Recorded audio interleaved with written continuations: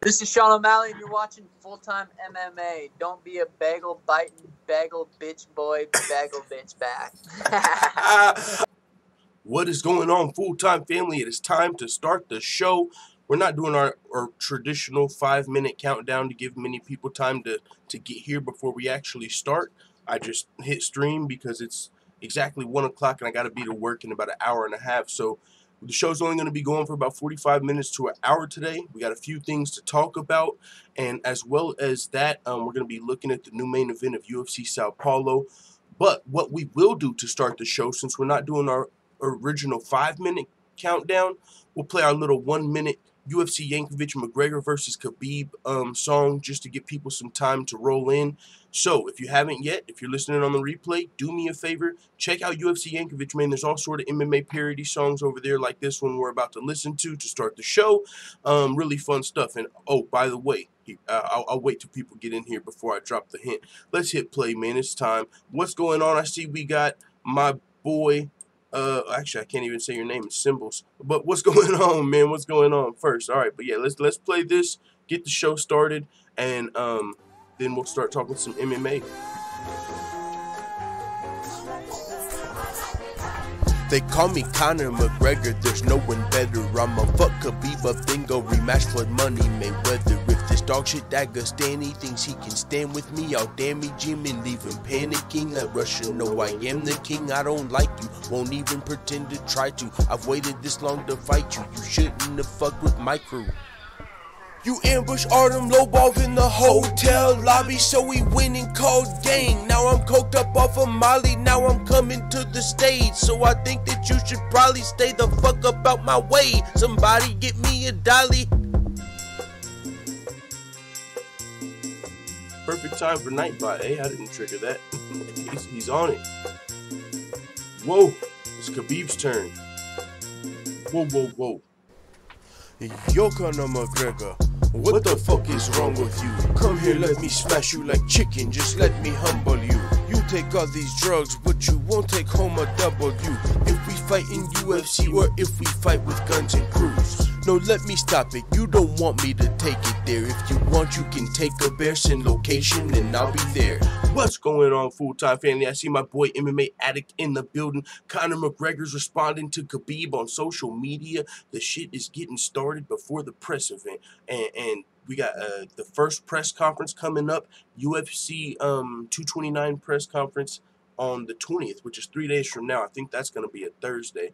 I'd like to watch that live, but I'm going to be at work, so it is what it is. But with that being said, got a few things to talk about before I go to work today, as well as some funny stuff, and we also got some breaking news. So, and the breaking news really broke last night, but some of you might be aware we got a new main event for this weekend's fight card, UFC Sao Paulo, which is going down on the 22nd. So that's going to be happening on Saturday. But with that being said, also, for the people that didn't see last night's stream, I went live like at 1 in the morning, 2 in the morning. I just dropped a hint. That's all I dropped. I just dropped a hint. That's all I did. It's just a hint.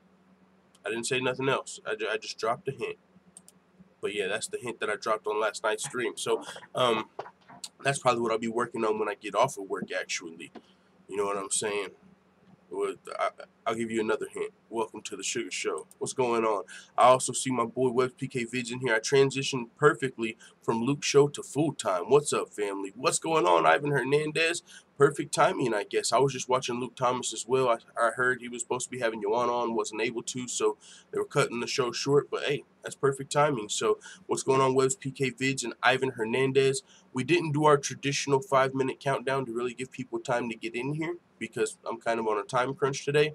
But with that being said, let's start the show, man. We got Conor McGregor responding to Khabib on social media. You're getting stepped on.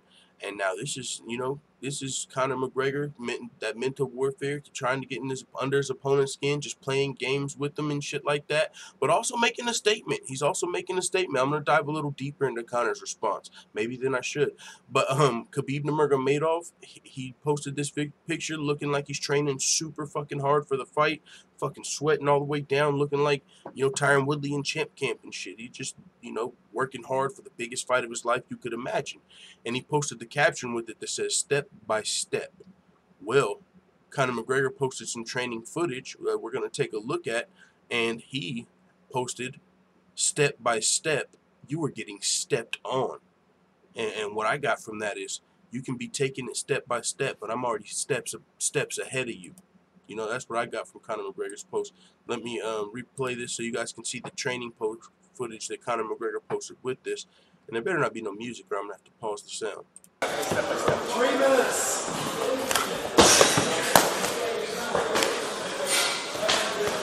Look at him. Conor McGregor knocking those SBG Ireland dudes' heads off, man.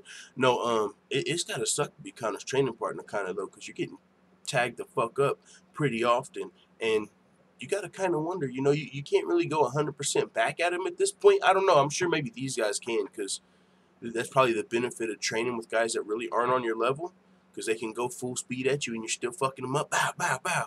You tried, bow. You know what I'm saying?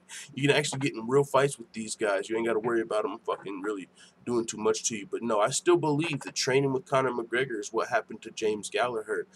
Conor McGregor's coming back to fight Khabib. He needs some good rounds in. You try to fuck around and spar with McGregor, you get tagged once or twice, and you ain't going to have a great chin going into your fight. So I still blame sparring with Conor McGregor as to why James Gallagher got knocked out in the first round. But that's another topic for another day. So this is now a party, says Remove Lizard. What's going on, Killer Shamo? Long time no see, Killer Shamo. Hey, what's going on, brother? Ivan Hernandez says, hey, how's it going full time? Pretty good, man. Ready to get to work. I got work all this week. That feels fucking great. I do want to watch the McGregor vs. Khabib press conference. I'll probably be able to watch that at work, but I'll probably just like react to it after I get off, because I also have a really big feeling, and I got this from Apocryphosaurus, and even if it's not the right main event, it's still where they're likely going to announce it. At the UFC 229 press conference, there's about a 98% chance they announce the UFC 230 main event. And I say that because it's Conor McGregor vs. Khabib press conference. If you remember, they used the Nate Diaz-Dustin Poirier press conference and announced the McGregor vs. Khabib fight, because that's when a lot of people are watching. The world, this is going to be the first time the world is watching. The world is going to be watching McGregor vs. Khabib's first press conference. And so why not use that opportunity to announce, boom, the main event of UFC 230 and make everyone go, oh my fucking God. And what is that going to be? Probably the return of John Jones. That's what a lot of people are hinting at, feeling like John Jones versus Daniel Cormier. That would be huge. That would be the biggest fight possible. I mean, it would be at heavyweight, a fight we all already want to see, a rivalry.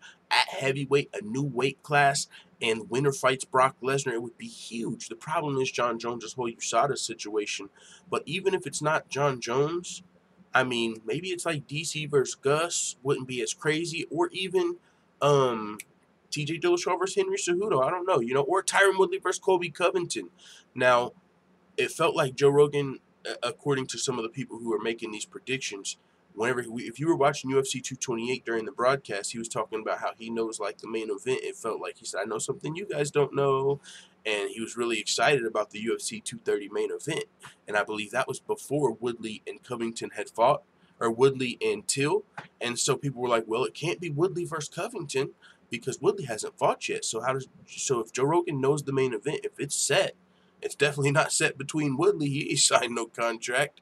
He's still got to fight tonight. You know what I'm saying? So it might not be Covington versus Woodley, even though that would be a big fight. Maybe Joe Rogan just knew, like, it's going to be Covington versus the winner of this fight. You know, that'd still be kind of fun. But either way, we'll be seeing, and I think it'll be announced at UFC 229 press conference on Thursday. So that's going to be dope. Jorge 1 says, Conor's strutting around, beating on those scrubs. Meanwhile, Khabib's throwing DC around, and Kane's back to training. Oh, by the way, also Luke Rockhold's back to training. Ooh. The whole AKA is back. They ain't injured. They're all training. You got fucking healthy bodies in there for Khabib, legit champions to train with. Yo, the cards are so stacked against Conor McGregor in this fight. You know, it's crazy, dude. It is so crazy. Who's got the better team? Who's got the better style matchup in this fight? I mean, it's crazy. It's crazy. And on top of that, a lot of the guys that have just been talking trash, they've been getting showed up lately. Guys have been getting humbled lately. It's like a perfect fucking, I don't know, it's crazy, man. It's so crazy because you're right. That's a really good point, Jorge. That um, and not even just, not like you said, not even just DC. Everyone's back. Cain Velasquez was training out at the WWE Performance Center, but he's training back at AKA probably just to help Khabib out. But this is the thing. We know he can throw Conor around. We know he can throw Conor around. Throwing Khabib around, throwing Cain around, throwing DC around, throwing Cain around. We already know you can throw Conor around. Which one of those guys, Luke Rockhold, Cain Velasquez, or Daniel Cormier, can get you ready for Conor's hands or his striking? None of them. And Khabib's coach already said that. There's no way we're going to be able to catch up to his striking in this time. Let's be realistic. So the fact that he's throwing those guys around kind of just tells you what you already know. Of course he's the better grappler. So you still got to wonder about those holes. Ooh, man, that's a fucking great fight, and it's coming up soon. We got the countdown on the screen. I got to check it out. How much time is left? We got 18 days. That's less than 3 weeks. You guys. McGregor versus Khabib is in less than 3 weeks, 18 days. Are you fucking kidding me? That is crazy, dog. It's going down. And before that, of course, we have UFC Sao Paulo coming up this weekend. Then we have 1 week off. Do we have a full week off? Yeah, I think then we have 1 week off after UFC Sao Paulo, and then 1 more week. So we're going to have a 1 week break in between UFC Sao Paulo and also UFC 229. So yeah, hit the like button, says Gary Kendrick Jr. Much appreciated. Salute to Gary Kendrick Jr. Also, Ivan Hernandez says we can all agree Khabib lost the fight to Gleison Tibau. Actually, we can't all agree if any of the judges are in here. And by the way, didn't you hear Khabib's never lost a round? No, but also you got to think about that fight, man. For one, Khabib got his hand raised.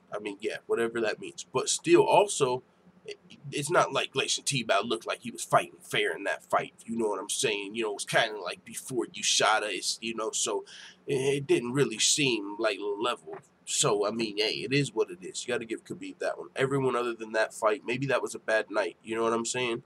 So, but, hey, it is what it is. Gavin House says Khabib's going to get lit up. Spinning wheel kick, first round KO, says Gavin House. Salute to Gavin House. Newcomer, first timer. What's going on, brother? Yeah, man, that's what I'm saying, and it might not be no crazy ass spinning wheel kick KO. That would be absolutely crazy. That would be lit. Speaking of getting lit up, but I don't know if it's gonna be a spinning kick first round KO. But because he ate one of Edson's kicks, didn't he? Khabib ate. It ain't like Khabib just don't have a chin, right? He might have got rocked at one time versus Michael Johnson. I'm sure McGregor can put him down, but you're gonna have to. And Conor's got the precision, but you're gonna have to be very precise because he got clipped a little bit by. Don't even talk about it. Ivan Hernandez says DC said he let them go to their spirits and confidence up. He lets them to get their spirit and confidence up, said DC. Or from Ivan Hernandez. Infamous MMA says you guys don't want to argue that Tibau fight with me. Yo, are you? Which side are you on? Which side are you on? Gary Kendrick Jr. says, now I do believe Ivan. Come on now, guys. Khabib is not throwing DC nowhere. Khabib's throwing Cain and DC. Same time. What are you talking about? Webb's PK Vid says, Khabib looked human in that one, but in defense, Tibau was on steroids. That's what I'm saying. It's not like it was just super fair. You know what I'm saying? Like, he looked human in that fight. That is a fucking great from Pete Webb's PK Vids. Khabib looked human in that fight, but in defense, Tibau was on steroids. That's a great, and allegedly, either way, still, you get the point. There's a good fight breakdown on YouTube of the Tibau fight, says Jorge 1. Zechnus, I didn't even want to try and pronounce the first name. Idnajo Zechnus Ed Al Zerk says everyone is on steroids. Uh-oh, look at Nate Diaz on his alternate account and shit. What up, Nate? No, I'm just kidding. But yeah, man, so McGregor and Khabib starting to go back at it a little bit on social media ahead of their fight, and of course ahead of their press conference that's going to be happening in 3 days on September 20th. Chad Mendes was on HGH, says Infamous. I don't know what nobody was on. Chad Mendes, I don't know what he was on specifically, But I remember on the Joe Rogan podcast, he said it was something about a skin cream for his psoriasis. I mean, maybe, you know what I'm saying? I heard that the Chad Mendes one was kind of legit, but at the same time, he accepted the suspension and didn't really fight it. So, yeah, man, there's people that have been on stuff, people that are getting off stuff, and if you listen to people that, I think if you're a hardcore fan and you're paying attention, it's reasonable to believe there's still a lot of people doing shit. And you've heard the biggest stars of the sport, Khabib, GSP, say, for one, GSP said, yeah, it's easy to still beat USADA. He told you how to do it. And then Khabib said, I believe, even though USADA's cleaning up the sport and they're doing a good job, there's still 50% of guys out here that are cheating. So it is what it is. Lilita Davis says alternate channel.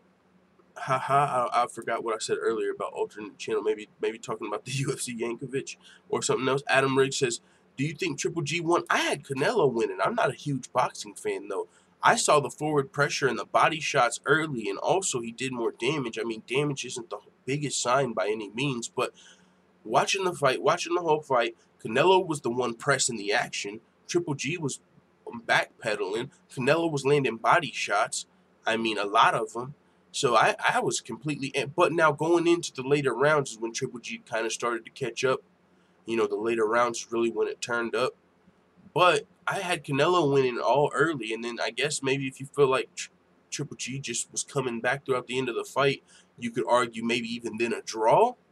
But I say it's either a draw or a win for Canelo. That was me, though. I'm not as much of a boxing guy, so I don't know what the judges are looking for as much. But the fight that I watched, I saw Canelo coming forward, landing body shots, and also, if you looked at their face at the end, Canelo got dinged up. I was completely fine with that decision. But I see a lot of people, and one of my good friends who watches boxing a lot more than me, he thought Triple G won the fight. And I was like, okay. And he said, I don't know. I don't know. How do you counteract the forward pressure? Does that not matter? I mean, if forward pressure matters and that counts, then that's for Canelo. Body shots ringing up, you know, so he was mixing it up better. But yeah, Jorge one says Conor usually uses kicks to keep the distance. Not many knockouts there. Yeah, and also you got to be careful using kicks against Khabib. He gets a hold of that leg. He's in on that single already. If you ain't cheating, you ain't trying, says Chael Sonnen. Hey, that's from Gary Kendrick Jr. Yeah, man. If you ain't cheating, you ain't trying. You got to be doing something. One says GGG looked age a bit. No, the Diaz statement. Yeah, his alternate channel. My bad. Yeah. Alita David says the Diaz statement. Everyone's on steroids. Yeah, that was Nate Diaz. Ivan Hernandez says Canelo worked all 12 rounds. Triple G turned up in the 8th or 9th. I'm actually surprised at how many people. Like, I was watching the fights, and there was like the Letterman scorecards coming up, and it seemed like that motherfucker was on drugs and early in the fight. He scored like 4 early rounds for Triple G. I'm like, dude, Canelo is up. What the fuck are you talking about? Early in the fight, I don't think it's hard to argue Canelo was up. Letterman had Triple G like up 4-2. The fuck, dog? We're over here talking about Canelo 5-1 or Canelo 4-2. Ain't even the Triple G fans are saying Canelo 4-3. Where the fuck you get Triple G 4-2 from? So I was kind of confused on that one, and maybe some people felt that way though. They weren't giving Canelo as much credit for coming forward. If forward pressure counts in boxing, Ward lost to Kovalev. Okay. So maybe forward pressure isn't as important. But he also was mixing it up to the body. So, hey, it was a close fight, and it was a good fight, especially in the later rounds. Early on, some people were like, this is boring. But once they started turning up, it got really good. You can't tell a man to come at you. And when he does, you retreat. And that's the thing, right? Ideally, if these two dudes are fighting, and clearly that's not how it works when you're just trying to win and it's a match. But ideally, if you're trying to fight another dude, you're both supposed to be coming forward and fighting, right? Just like to fight. But that's just ideally. I know that's not how it happens. But I'm saying that because that's why I say forward pressure should count. I'm trying to bring the fight to you. You're trying to get away from the fight and outpoint me? Well, I'm trying to come forward and bring the fight to your ass. So I think that should matter. You're still the man full-time. No, you the man, Ivan Hernandez. Lolita Davidich says, early in the fight, it was Canelo. I agree. So I don't know where Letterman scorecards came from. Nate Diaz says Triple G won the last fight. They had to give it to Canelo to make that true.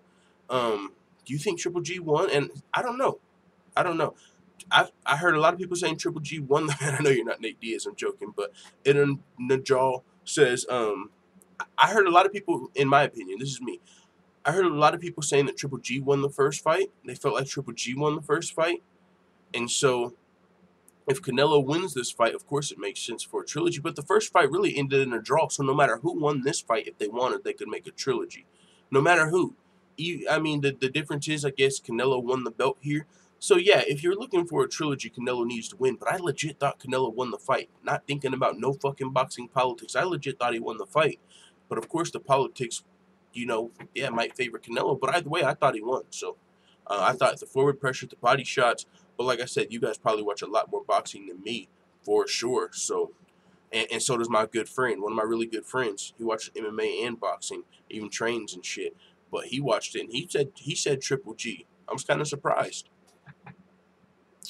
Conor Lodge says Arlovsky won by unanimous decision last fight. That's all I know.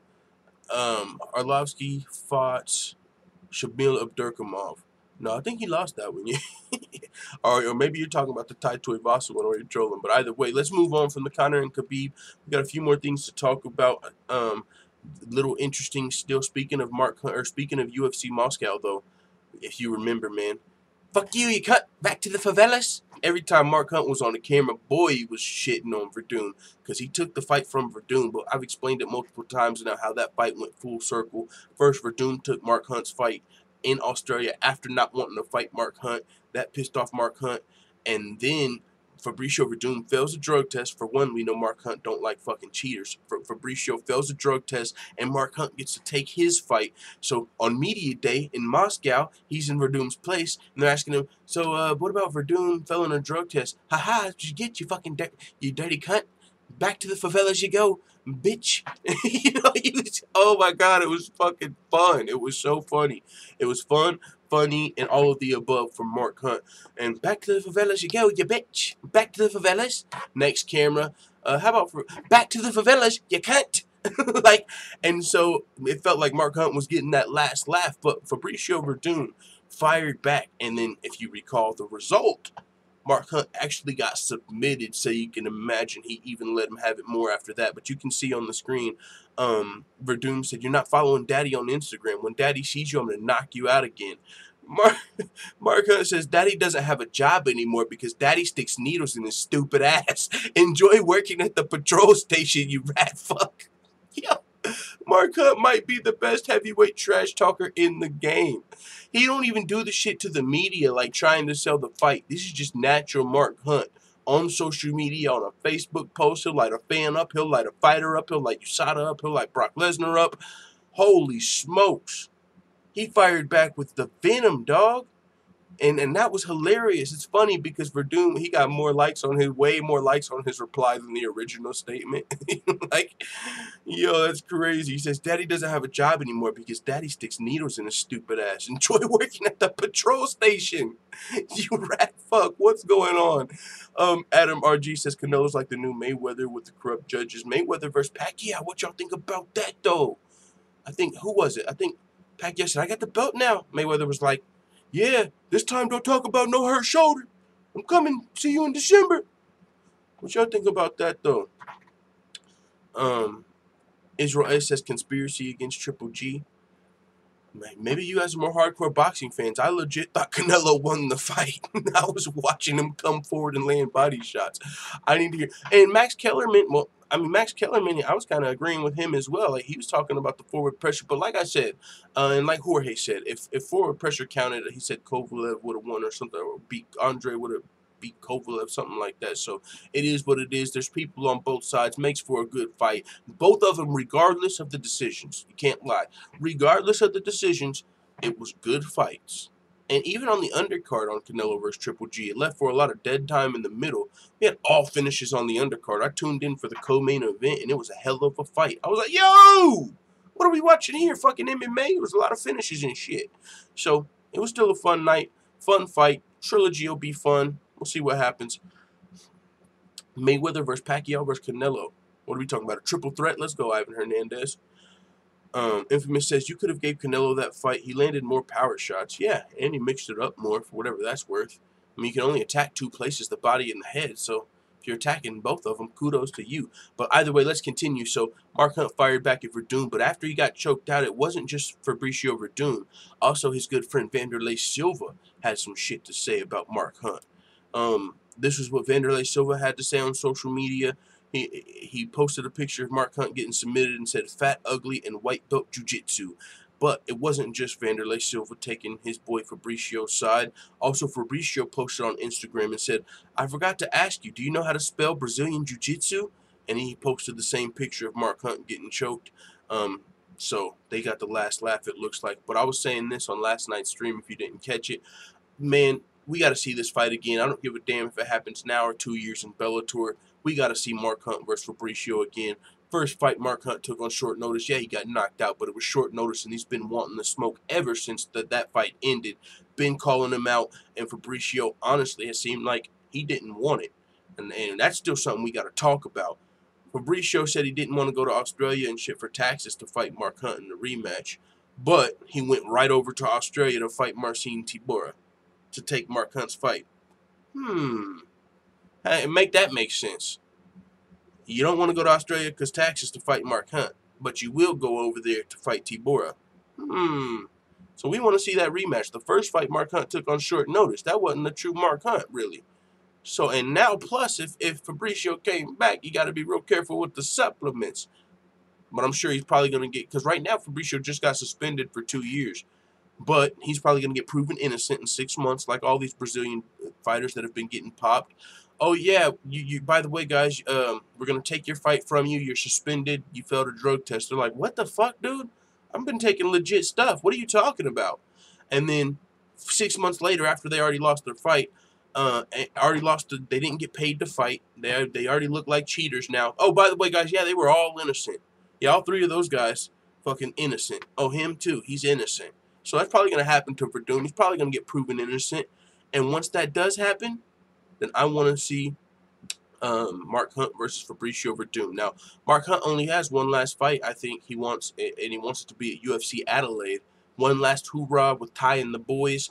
UFC Adelaide headlined by Junior Dos Santos and Tai Tuivasa. That'd be like an official passing of the torch. You know what I'm saying? Mark Hunt, last fight, UFC Adelaide. Biggest fight of Tai Tuivasa's life to date against Junior Dos Santos. I mean, you know what I'm saying? That'd be a dope little card for Australia for sure. And Mark Hunt said his last hoorah. Now, with that being said, he's a heavyweight, and even though he's 41 or so, these heavyweight shit, you got guys fighting to the 45, 46, especially over a Bellator, right? I think it'd be a great fight for Bellator. Now, right now, both of these guys are in the UFC, so kind of hard to envision that because Mark Hunt might only have one fight left on his contract, so he might be able to go. But there would still be a lot that had to happen for Fabricio Verdun to get there. So even if not Bellator, I just say Bellator because if one of these guys is going to retire, maybe they want one more big payday or something at Bellator. And they could probably make some good money over there with sponsors and stuff. But I just want to see Verdun versus Mark Hunt one more time before all is said and done. Not just because the first fight and how it played out and, you know, Mark Hunt saying it's on short notice and stuff, but just everything since then. These guys don't fucking like each other. At all. At all. Fuck you, you cunt. Back to the favelas. You're going to be working at a patrol station, you rat fuck. And then you got Fabricio Verdun fucking firing back like, yo, what's going on, man? We need to see that fight. But yeah, man, we got a new main event for this weekend's event in Sao Paulo. Let's check the chat real quick. I see my boy Jorge One said, what about that lump on Cardi B's head? Didn't she get lumped up? Didn't that just look crazy? That just looked crazy. That backfired. Boy, did that plan backfire. You went to turn up and ended up with a big damn lump on your head. That's crazy. Infamous MMA says, there was a point in that fight that Canelo was going to stop Triple G with those body shots. Oh, that you thought that Canelo was. Yeah, he was landing some good ones. And I thought Triple G was slowing down from those body shots. Like, he wasn't able to really do a lot. Maybe because he was getting tagged to the body. Connor Lodge says Mayweather versus Canelo 2 will be a bigger fight. Yeah, that'd be a bigger fight. Shit, Mayweather versus McGregor 2 might be a bigger fight. I don't know. But I heard that on Luke Thomas as well. And I already predicted that a long time ago. I didn't, like, make a prediction. UFC Yankovic, Mystic UFC Yankovic and shit. I'm gonna fuck Khabib up, then go rematch for money Mayweather. Then you saw Joe Sonnen saying if Conor McGregor can beat Khabib, expect a Mayweather rematch. Now, we've been hearing Mayweather's going to be fighting again. Mayweather Sr. said he thinks it's going to be McGregor. He thinks it'll be McGregor. He said, yeah, man, it's looking like Mayweather's going to fight again. And from what I'm hearing, man, it seems like it'll probably be McGregor. So we've seen hints on hints on hints that Mayweather would return. Right now, most recently, we got the curveball because it was him and Pacquiao. And so with that being said, Mayweather looks like he's coming back. Will it be against Pacquiao? Or what if McGregor wins? Would he pull the fucking rug from under Pacquiao? Like, McGregor. Because right now, you know, he's kind of like hedging his bet. Because what if McGregor loses? Then he's going to be like, oh, you can't fight him. So now, if McGregor loses, he can fight Pacquiao. But if McGregor wins, sorry, Pacquiao, it's business. It's not personal. You know, so that's interesting. Gary Kendrick Jr. says, I've seen Floyd Mayweather's full of shit. What happened to the promise he made to his kids and his family that he would never fight again? Oh, yeah, that was for the show. That's for the show. Promises are made to be broken. Isn't that a saying? I don't know. Where Doom is lame, says Infamous MMA. It's to the point to where he's like Dana White. I don't believe shit that comes out of his mouth anymore. Talking about Floyd. Yeah, man. Joseph Reardon says, I'm rapping Bellator. Repping Bellator. I'm repping Bellator. Joseph Reardon says, and what's your point? We still have Conor versus Khabib left. War McGregor, says Ivan Hernandez. Story Boy. UFC prelims better than Canelo versus Triple G2. Not at Moscow, but some of them are. UFC Moscow was a different story, but that's a rarity now at this point. You don't see as many cards like UFC Moscow. You could imagine there being a lot of grapplers and shit over there. So, but there was one or three good fights on Moscow. But either way, Eryk Anders replacing the injured Jimi Manuwa facing Thiago Santos in the new UFC Sao Paulo main event. This card got fucking ripped apart. Like, if you look at the original poster, let me pull it up for you. None of the fighters are on the card. Sao Paulo poster. I'm talking about the original poster. Right here. You see this? Manuwa versus Glover was original. Vieira versus Evinger. Fucking Glover got injured. So Manuwa was going to fight Santos. Manuwa got injured. So now it's Santos versus Anders. And oh, by the way, Vieira got injured. So Tanya Evinger got plugged into a different fight. So none of these four original fighters are on the card. Card got depleted. But with that being said, now we still got a solid main event, but the card overall, if you look at it, it doesn't look crazy. Now, it's hardcore fans. I'm telling you right now, that's casual talk. For hardcore fans, we still got us a good night of fights. But there's going to be some people like, yeah, I don't really give a fuck about this card. Because there's not a lot of huge names, not a lot of huge drama going in, just some good fights. And not everybody's in just for some good fights. But there are going to be some good fights on this card, even better than UFC Moscow, dare I say. A lot less grappling, maybe some jiu-jitsu, but of course there's also some powerful fighters. We got some heavyweights on the card. I mean, Trinaldo, we got Du Bronx, Charles Oliveira, Cowboy Alex Oliveira, Sam Alvey versus Little Nog, Santos versus Anders, Renan Barão taking on this young, exciting Andre Ewell that fought 7 times in 2017, already 3 more fights in 2018. And even though Renan Barão's a former bantamweight champion, this kid is damn near... It's almost even. Renan Barão's a slight favorite against this guy. I really want to know what this kid is all about. Fought fucking 10 times in like the last 12 months, 14 months. It's crazy. Fucking going crazy. So Randa Marcos versus Marina Rodriguez with the Muay Thai from the Contender Series. We got us a fun card here, man. So that's as a hardcore fan. Hector Lombard versus Talis Latus. Jillian Robertson taking on Mayra Bueno Silva. I mean, Ben Saunders, Sergio Moraes. I could keep going. Like, this is a good card for me. I'm going to definitely be watching all the way down. What the fuck? Aleksei Dos Santos' opponent's out? Dos Santos was supposed to be fighting Bilal Muhammad. That was going to be a fucking hell of a fight. Damn, Bilal's out too? That sucks. By the way, Eliseo Aleksei Dos Santos is still on the card. He's a beast. So we'll see what happens, man. But... new main event, Jimi Manuwa injured, final horseman of the 4 that was pulled out. Eryk Anders, this is going to be his second main event in Brazil now. He headlined against Lyoto Machida, lost that fight via split decision. Kind of surprised he's willing to go back over here. He already got robbed once in Brazil, coming right back, got faith in the judges being optimistic, or maybe faith in his potential to knock out Thiago Santos. Thiago Santos was knocked out by David Branch. I mean, if Eryk Anders can touch him, he can definitely knock him out. Very powerful, very explosive. I mean, also got a takedown threat, which can work against Santos. I mean, my original predictions, because I just broke down Santos versus Manuwa right when I seen the news break, so I broke down both fights. I actually had I had Santos actually beating Manuwa. I thought he was going to be really fast in there coming up from middleweight. He was already a big middleweight, but he's going to have that speed with him. Very dangerous. Manuwa's been knocked out pretty brutally in 2 of his last 3 fights by Rumble Johnson and was it Volkan Ozdemir. So I thought Thiago Santos might be able to get that win, but this is a completely different matchup against Eryk Anders. And this shows you styles make fights, because Eryk Anders is a lower ranked light heavyweight, and I think he's got a better chance to beat Thiago Santos than Jimi Manuwa did. Because Eryk Anders, for one, his chin isn't really in question right now. He hasn't been knocked out brutally by Rumble Johnson or any of these guys yet. He's only lost 1 fight, and it was a split decision. And he's a big boy who's used to hitting and getting hit by bigger boys. So Thiago Santos isn't going to be really anything he hasn't faced before, and Thiago Santos has been taken down. Eryk Anders can tackle you chase you down like a cornerback and then tackle your ass, and you're on the mat. And he's trying to land some nasty TKO ground and pound.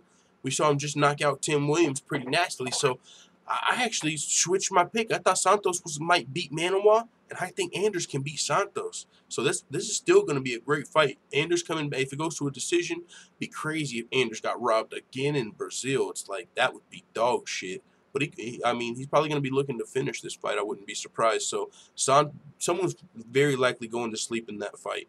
And then you got Alex Cowboy Oliveira in the co-main taking on Carlo Pedersoli. Alex Cowboy Oliveira was originally going to be fighting Neil Magny too, I think. Oh my God, this card got so fucked. It got gutted. It's still a good card, but it got gutted. It was way better. It's still a good card, but it was way better. We had a completely different main event and co-main event. We also had Alex Oliveira versus Neil Magny, I believe. Neil Magny got called up to fight a bigger fight, main event against Santiago Ponzinibbio. So with that being said, man, this card did get gutted, but you still got good fights on this card. Duke Bronx, so there's still a lot of good fights, but man, and then Bilal Muhammad's out now. A lot of this card was fucking stacked, and now it's just good for the hardcores. But yeah, man, Eryk Anders coming in to face Thiago Santos. What up, full-time MMA fans? You mean full-time MMA family? What's going on? What is up, the Matrix? Ivan Hernandez says Khabib is 10-1. When is the card full-time? It's the 22nd, so it's going to be this Saturday. Carlos Condit has accepted the fight with Michael Chiesa, so that's pretty much official for welterweight. It says Michael Chiesa has decided to move up to welterweight. Chiesa's manager confirmed the decision.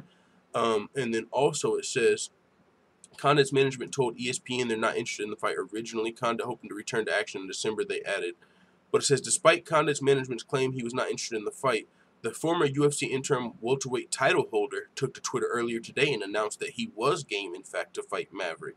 He said, "I'm in, UFC. Mike Maverick, see you in December, big guy." So originally it seemed like his manager might have said he wasn't, but he is. Carlos Condit's in there like swimwear. So with that being said, we got Carlos Condit versus Michael Chiesa, and this is actually a really good matchup. I think I give the edge to Carlos Condit to win the fight, but Michael Chiesa at least has a chance. Now, Carlos Condit, man, if he comes in and gets submitted again in this fight, God, dog, that would suck for Carlos Condit because he got submitted. I mean, that's really how he's lost a few of his last fights. By Neil Magny, that was a fight a lot of people were looking forward to, his return. Came in and got submitted, I believe. Damian Maia submitted him in the first round before he left. Came back, fought Neil Magny, got submitted. Michael Chiesa definitely submits guys. So that's a good thing for Michael Chiesa. But coming up a weight class, being a little smaller welterweight, maybe that'll help Carlos Condit not get taken down as easily to where Michael Chiesa can get a submission. Maybe he'll be able to keep the fight standing. But he's lost the Damian Maia and the Cowboy Oliveira. Oh, I thought he got submitted by Neil Magny. He didn't. He lost that by a unanimous decision. But he's on a 4-fight losing streak, dating all the way back to January 2016. Hasn't picked up a win since Thiago Alves back in 2015. So that's unfortunate. But with that being said, lost 2 fights via submission. Of course, the bigger welterweights. Alex Cowboy Oliveira was a short notice fight. Condit had a different opponent that fell out, Matt Brown, I believe. Cowboy took the fight on short notice, completely different style. Carlos Condit stayed in the fight, could have backed out, could have said, nah, I don't want to fight that motherfucker on short notice. Crazy ass Cowboy Oliveira, different fight completely. Took the fight, got submitted. So I'm just saying, we've seen Carlos Condit submitted, but he should definitely be able to win this fight if it remains standing, and also he should have better takedown defense and be able to avoid being taken down against Michael Chiesa because he's a smaller guy. But if he finds himself on the mat, he'll have to show that he's been working on his jiu-jitsu. But shit, I mean, lately Michael Chiesa's been getting submitted. You know what I'm saying? He's known for his jiu-jitsu, got submitted by Kevin Lee and submitted by Anthony Pettis. So, I mean, maybe Carlos Condit will be able to at least show some good enough defensive jiu-jitsu. But either way, both of these guys need a win. Both of these guys need a win. Michael Chiesa and Carlos Condit. It's a good scrap, though. Going down in December, we'll see. Mike will sue him if he loses his charismatic limit. Yo, that's hilarious. Yes, that's something he also is dealing with, too. Is that going to distract him going into the fight?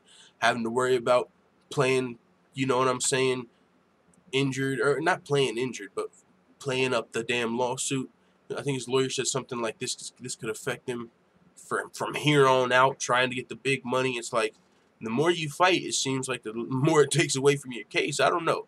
We'll see what happens. I think it's a good matchup, but yeah, it's funny. You said charismatic limit, and Michael Chiesa is dealing with the lawsuit. He recently just sued Conor McGregor. If you're wondering what lawsuit, for the whole Dali attack, Michael Chiesa is actually the only person right now suing Conor McGregor for that bus attack. And he also named Barclays in the suit. It's a pretty serious suit, and they might just settle or whatever. But he's in the process of suing McGregor right now for the Dali attack. Arpit Singh in the building. What's going on, brother? Joseph Reardon says, Chiesa just took a big dump on his UFC career. This is a must-win for Carlos, says Removed Lizard. Yeah, man, maybe even Chiesa. Suing Conor McGregor and shit. I think Chiesa's on a 2-fight losing streak, if I'm not mistaken. Let's see. Michael Chiesa. I think he lost to Kevin Lee, and I don't think he fought again, did he? In between his Kevin Lee fight and his most recent Anthony Pettis fight? Nope. Lost those 2 fights via submission. Before that, he submitted Dariush and submitted Jim Miller. So, I mean, before that, like I said, he still can submit guys, but he also can get submitted. He's a submit or be submitted kind of guy in his last few fights. So, with that being said, we'll see what happens there. But he needs this win too. If he loses, he'll go to 14-5, and really, where would he be at? A welterweight journeyman? Would he? I mean, stick around until they open up 165? I mean, both of these guys need this fight, but yeah, Carlos Condit definitely needs it a lot more. Garrett Kins Jr. says, I love Condit. If he loses to Chiesa, he should retire. What a big fool time, says Devontae Bartholomew. Hyped to be at the Khabib fight. Holy shit, dude. We need, like, some footage. Like, I get chills just thinking about being at that thing live. You know how crazy that would have to be? Conor McGregor and Khabib fucking live. Dude, I'm fucking jelly. Joseph Reardon says, yeah, I thought I heard, because he took his last fight, that he couldn't sue Conor. Not sure. Any idea full time? No, he still can sue, but the fact that he took that fight takes away from the lawsuit. It just means he can't sue for as much because, you know, loss of wages. If he was out this whole time and he was saying it's because of the Conor fight, he could sue, like, for this whole length of time that he's not been fighting for loss of wages. But since he took that fight, he can't really say that he's been affected by that incident enough to not fight. Say, okay, yeah, that shit really affected me, but, and the defense can say, yeah, okay, he's affected, or, you know, they get the defense, but look, he's still fighting. His ability to make money wasn't taken away from him for very long, but he still has a suit. And also in the Barclays, he's suing, like, the security.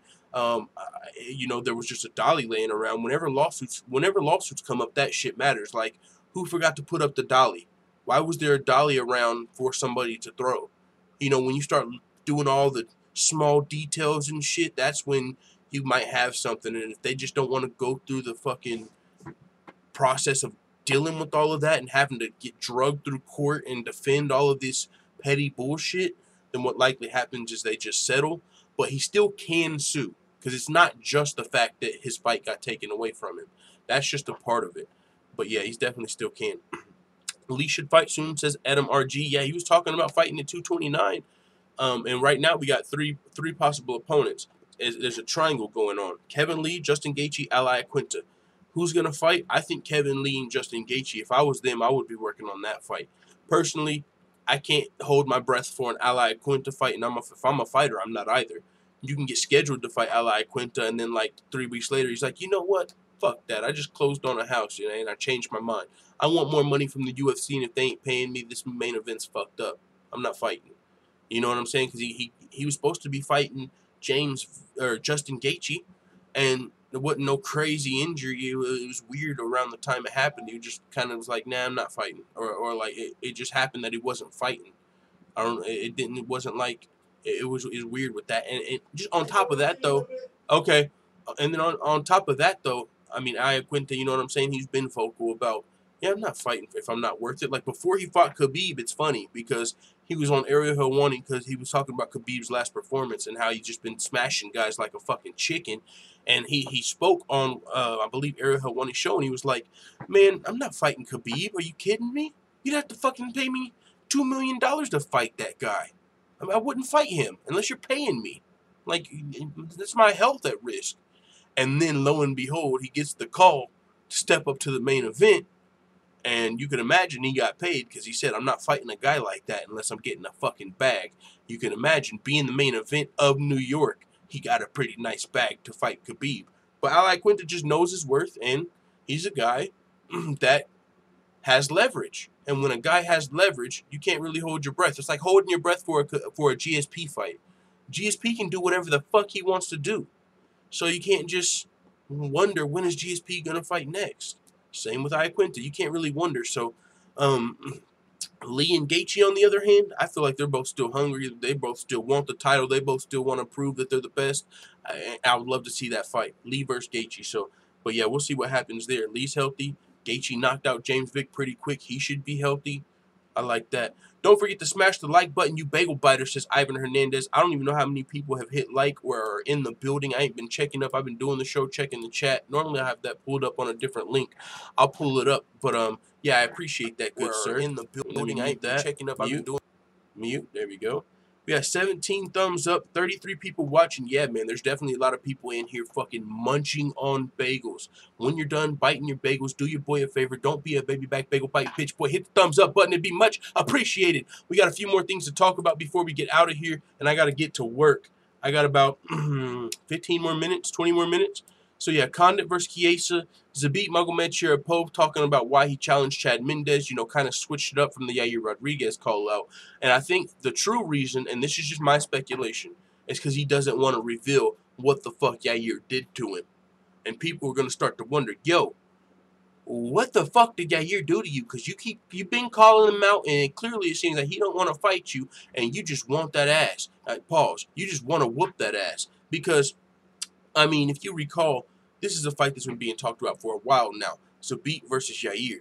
But it's really seemed like Yair hasn't wanted any smoke throughout this entire process. I mean, Dana White announced the fight for UFC 227. Yair called fake news. Dana White fired him. Said, okay, that's real news. And then they worked it out. Yair's back. He's like, all right. Cooler heads prevailed. I'll fight him. So then they're booked to fight at UFC 228. And then Yair gets injured. And so with that being said, Zabit, even after the injury, was like, all right, motherfucker, you're injured.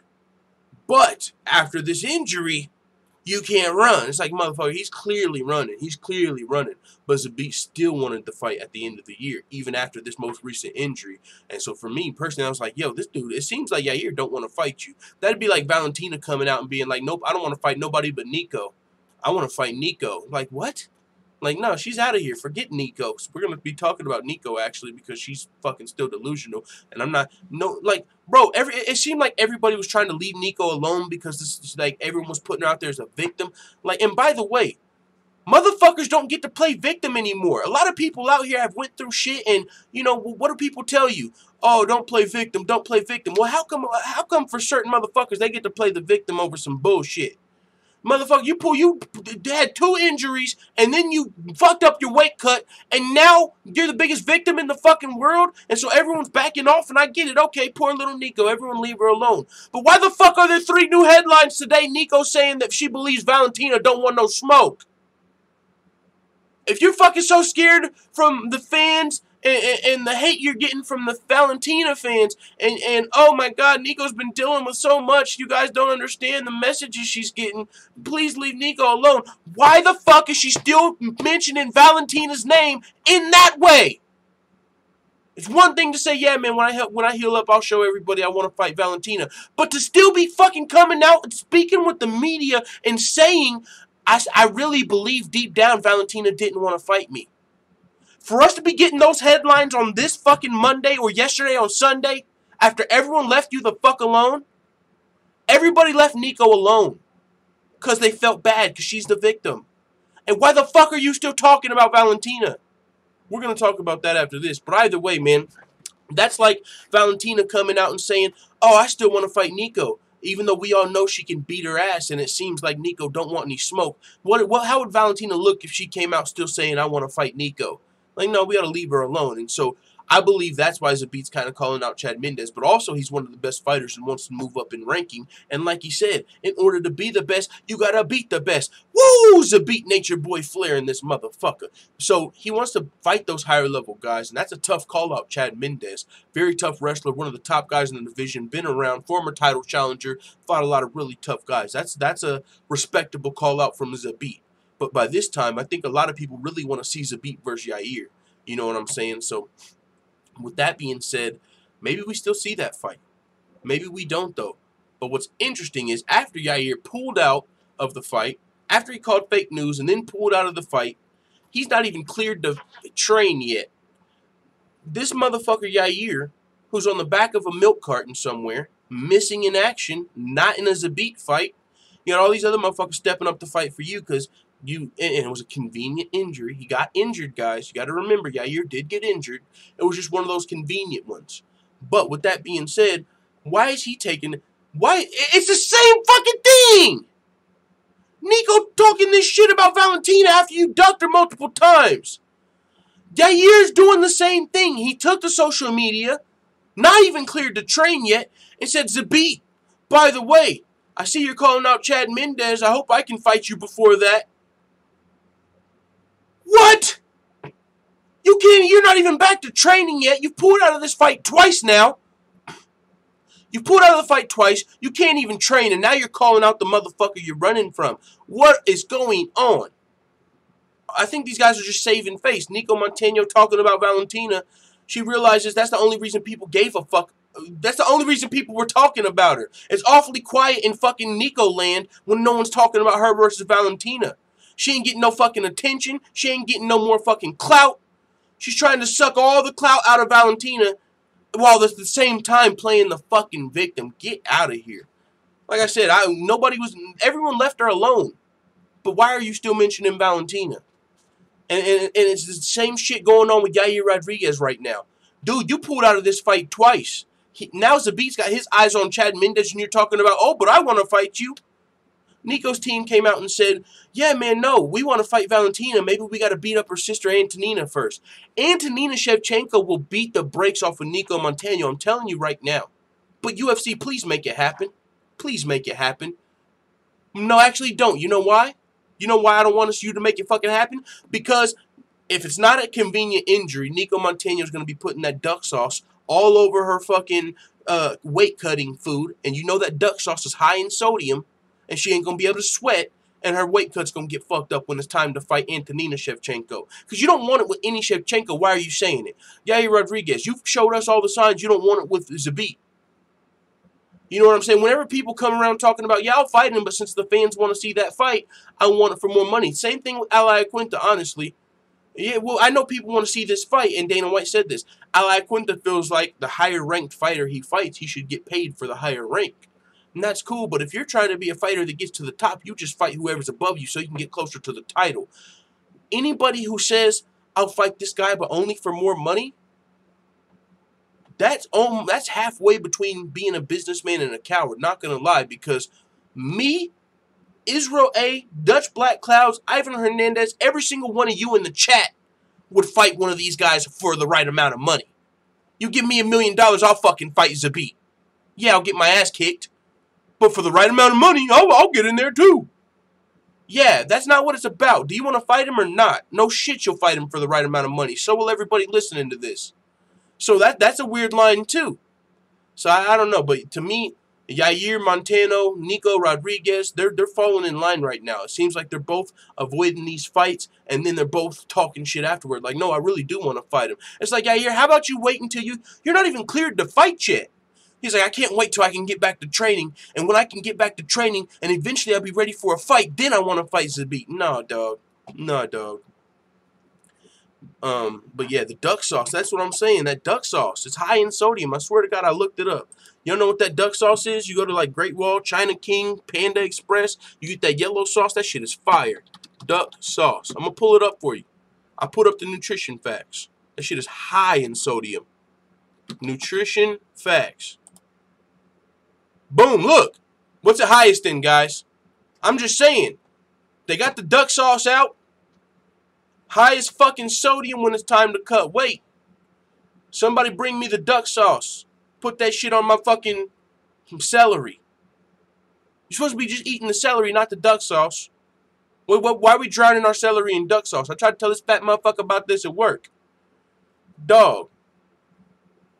You got lipo and all this shit, lost 300 pounds for no goddamn reason because you're over here dipping your chicken in 500 pounds of ranch sauce and then dipping your fingers to finish up the fucking ranch. You're gaining all that back. I don't know how we got there, but you get the point. This shit is high in duck sauce, high in sodium. You get the point. Let's go, full-time family. We don't got much time. Now, from Zabit to... what a perfect transition. I didn't even plan it this way. What a perfect transition. Right from Zabit, calling out Chad Mendes because Yair don't want no smoke. And by the way, also because he probably don't want to reveal the person. Okay, you guys want to fucking know why I want to fight Yair so bad? He sent my fucking girl a dick pic. He must have not known. He fucking slid in my girl's DM, so I want to whoop his ass. Yair thought he was slick. That's what it is. Now, I don't know if that's true, but if it was, I don't think Zabit would want to let us know. But it feels personal. That's all I'm saying. But with that being said, from one ducker to the next, Nicco Montaño says she believes deep down Valentina Shevchenko didn't want to fight her at UFC 228. No deep dive here. No deep dive here. Like I said, this article came out September 16th, guys. It's the only reason I'm talking about it. Let's talk about it, like fucking MGK said right before he died. Let's talk about it. It's the 17th. We got articles coming out on the 16th. Nicco Montaño still talking about Valentina Shevchenko. I already went on my whole spiel about it, so I'm not going to re-go into it. I'm just saying, get the fuck out of here. You already played the victim. You already got everybody feeling sorry for you after you pulled out of the fight once. After we went fucking a whole year, you dealing with your tonsillitis and your ankle that's arthritic. If your ankle's arthritic, that shit always hurts. So that's not a good excuse. Your shit's always going to be arthritic. So we dealt with your arthritic ankle. Then we dealt with the tonsillitis. Now we got the fucking weight cut. And you're the victim? Really? But nobody else can fucking play victim. But when it comes time for Nicco Montaño or Rose, we got to fucking just look at them as the biggest victims in the world. But nobody else gets to fucking play victim. That's another topic for another day. How come no one else gets to fucking play victim, but you want us to say, oh, Nicco, everyone leave Nicco alone. Can you guys imagine going through shit and then a window? Man, fuck out of here. I'm not going back on that spiel, man. But with that being said, Joanna Jedrzejczyk coming out and defending the UFC's decision to strip Nicco Montaño. And probably because she wants that fight. No, but she is likely going to get that fight. It's going to be Nicco out, Joanna in. Someone we know that's a champion. Somebody was a champion. Somebody that we know is professional. Somebody that we know can kick some real ass. Joanna Jedrzejczyk. Fuck you, Time Matt. Former strawweight queen. Put some respect on her name. Coming out here and defending the UFC's decision to strip Nicco Montaño. This is what she had to say. I think it was fair. For me, it's a shame. Us as fighters, athletes, and champions to not be on weight. We need real and dedicated fighters and champions in the UFC. The UFC is the best organization in the world. There's no time for bullshit like this, I'm imagining, talking about this Nicco Montaño situation. It was a very hard decision, very tough decision. I believe that you must take this job very serious. You must be 100% in. Weight cuts are not easy, are not nice, but you must be on weight when you have to be. With that being said, leave the fucking duck sauce at Panda Express. Cut. All right. She continued to say, I've got an offer, but we'll see. I'm very open to fight Valentina Shevchenko. You always want to fight the best fighters, and definitely she's one of the top female fighters in the world. Sounds like she might be saying cut the check. I mean, Joanna Jedrzejczyk knows her worth. She does have some worth. You're going to have to give her some pay-per-view points probably, but I think we'll see this fight. Valentina versus Joanna. It seemed like the most serious topic out of all of them. The biggest fight for sure. A legit championship fight. Really, Valentina versus anybody you kind of look at as Valentina getting the belt. You kind of look at it as Valentina taking what's already hers. Honestly, you can't really do it that way. You can't just take the belt from Nicco and hand it to Valentina. She's got to fight for the inaugural title. But this should be Valentina's belt. And if you're looking for Valentina versus Joanna, which is what we've been looking for a long time. I mean, we've been talking about Valentina versus Joanna in MMA ever since Joanna was the champion and for a while now. So the problem is, now that she's not the champion and Rose is, how do you make the fight happen? Because Joanna's talked about staying at 115, getting her belt back. And there is a path. It might take a few years, though, right? Because Jessica Andrade could fight Rose, and she could win that fight. No guarantee. Now, if Rose beats Jessica Andrade, Joanna's completely in Fucksville as far as getting that title back. Because she's not getting another fight with Rose. But if Andrade beat Rose, Joanna's beat Andrade. So you could have Andrade as the new champion, and Andrade could fight Joanna. But Andrade is the champion. She would have to want to fight Joanna, right? Andrade could want a new, fresh matchup. Andrade could want to go for some sort of champ versus champ fight. So Joanna would have to get, somebody would have to beat Rose, and Joanna would have to beat them to get the title back. And that would take some time. And then we might see her versus Valentina, champ versus champ. But now that we have this vacant title, we got the space for Joanna to jump right in and make Valentina versus Joanna happen for the belt right now. Fast forward that whole process. And that's one thing we can thank Nicco Montano for. You know, I hope she stops fucking mentioning Valentina's name. But the fact that she was drinking her duck sauce by the gallons, loading up on sodium, allegedly, I'm just kidding. But the fact that she missed weight opens up this fight sooner rather than later. You know what I'm saying? Because like I said, we would have had to wait till Joanna became the champion again to really see Joanna versus Valentina. But now we get to see it. And it really seems like out of Caitlin Chukagian, because Jessica I and Sarge Eubanks are already booked. There's a couple girls up there. Caitlin Chukagian. There's a girl, I believe, Liz Carmouche, who has a win over Valentina in the past. People want to see her get that back. But out of the biggest fight possible, it's going to be Joanna.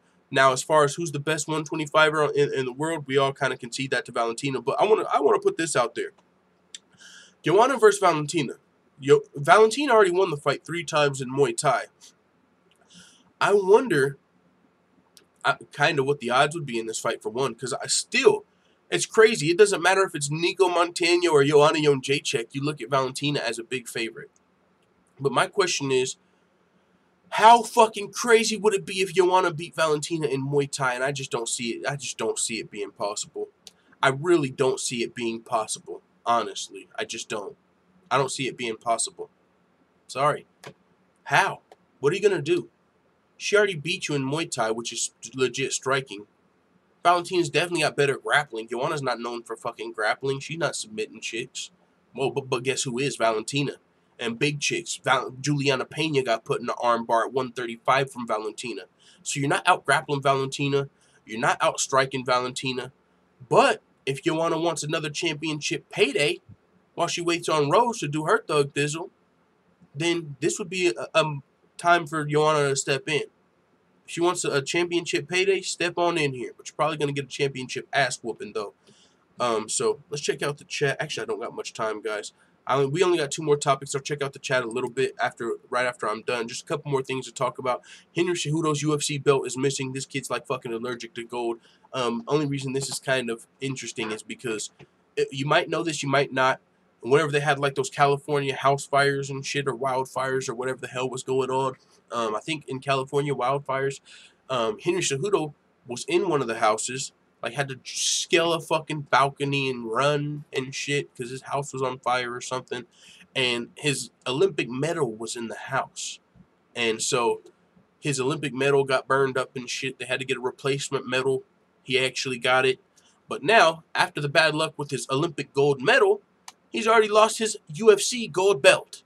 Damn you, Henry Cejudo, you're just allergic to gold. No, but yeah, that's just something funny, something interesting. Part of the Henry Cejudo story. Bad luck with this gold. Lost his Olympic gold medal, lost his belt.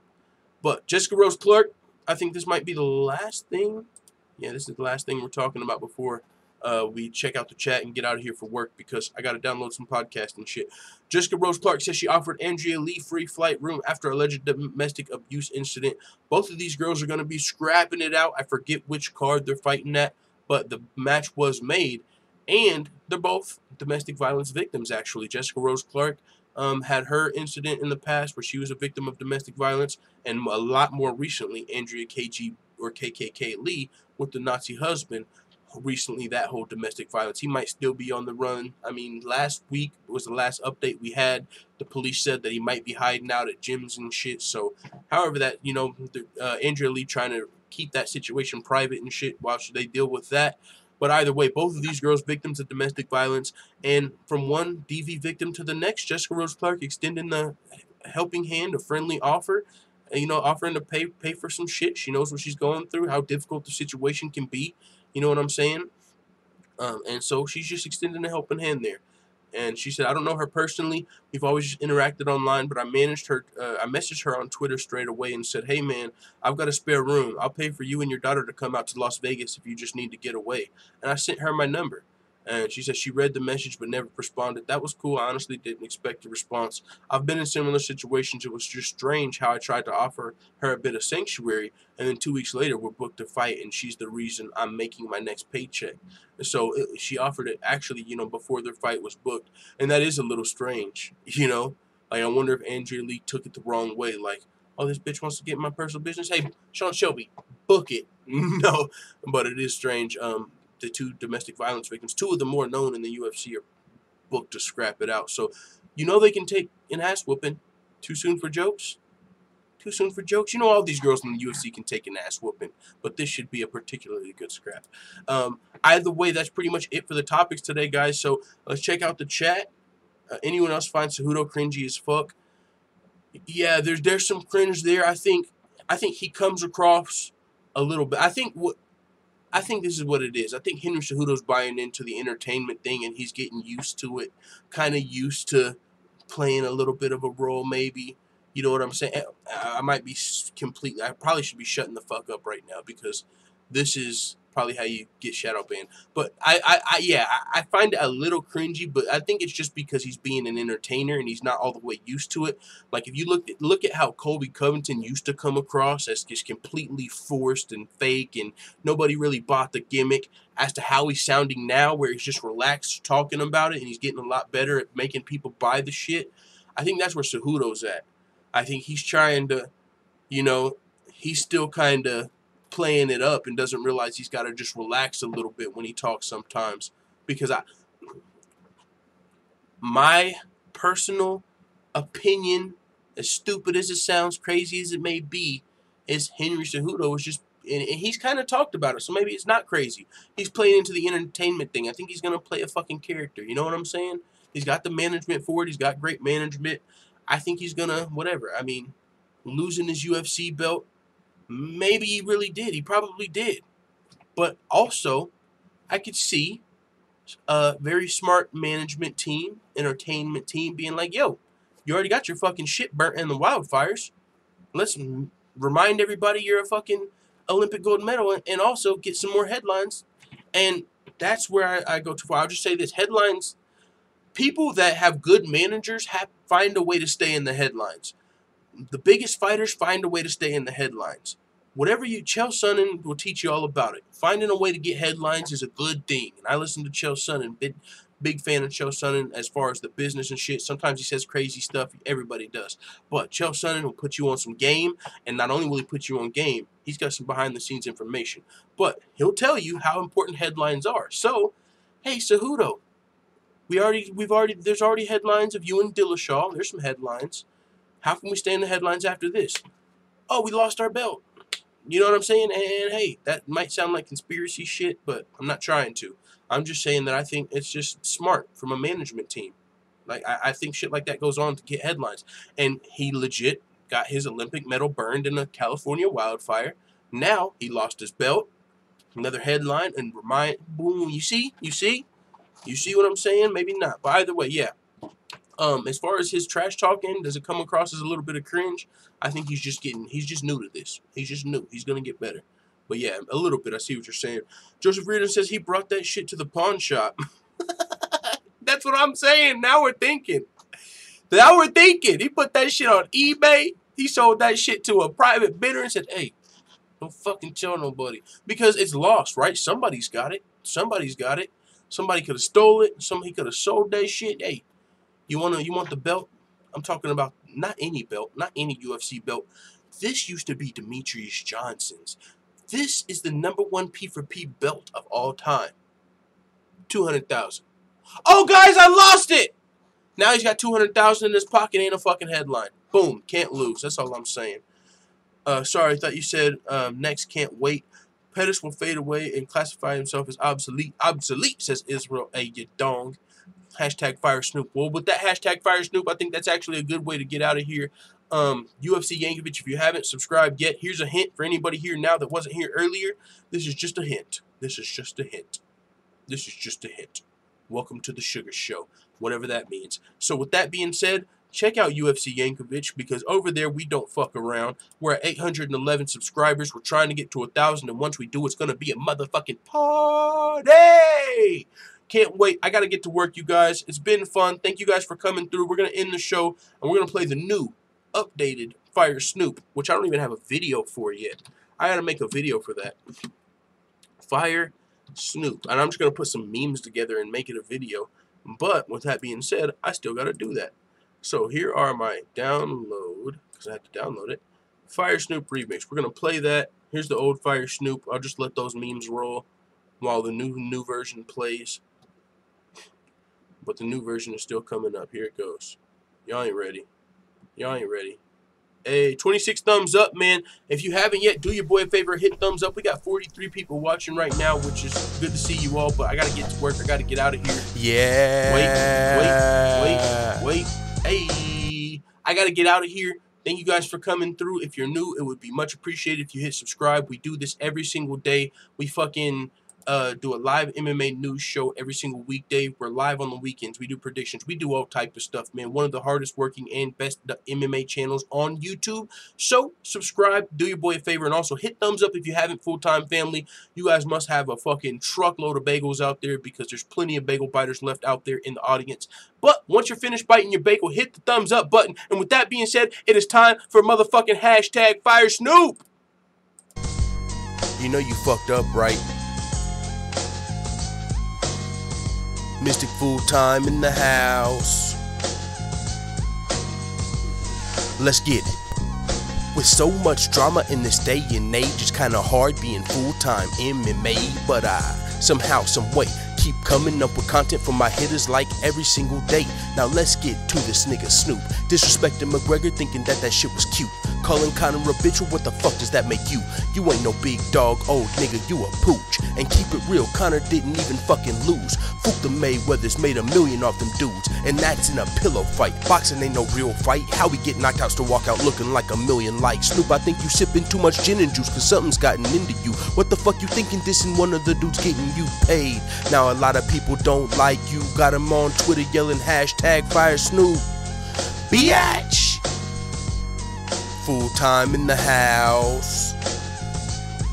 Hey, hey. Mystic full time in the house. Hold up, we ain't fucking done. Cause Snoop came back screaming fuck Donald Trump while watching Willie beat on Till. Look, brother, you need to chill. Darren ain't American, you must be off the weed and pills and speed and seals. Cup filled with lean in the vodka. Snoop Doggy Dogg seems to be off his rocker. You don't really want any beef, this ain't boxing. This is MMA, will bring the knees up to your face or take you down and beat you on the ground. Khabib, when I speak to you between every pound, you'll be bleeding, I'll leave your ass up, face down. Pause, walking around with no teeth, making not a sound. Super pause. What's going on, full-time family? Full time in the house. Alright guys, thank you guys for tuning in to today's show. Man, we're about to get out of here. Like I said, if you haven't yet, subscribe to UFC Yankovic. It goes down over there. Motherfucking, and we got some good shit coming, man. I'm going to be working on this tonight.